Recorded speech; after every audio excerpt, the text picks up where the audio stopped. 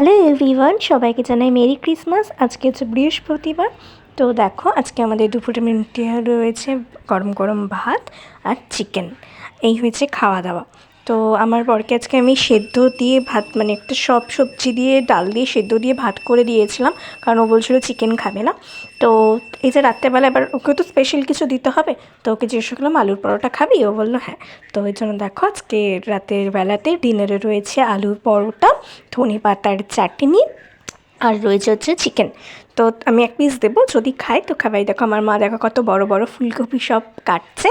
পরের দিন ফুলকপি আলু কড়াইশুঁটি দিয়ে একটা পোস্ত তরকারি করবে, ওটা দারুণ লাগে খেতে, তো ওর জন্য কাটছে। আর আমি আলুর পরোটাটা করছি।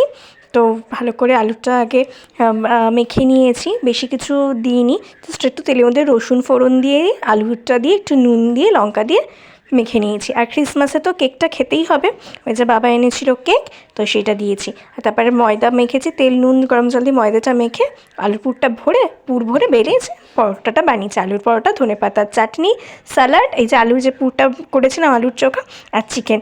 আমার বর চলে এসেছে, এখন বাজে রাত 11:30।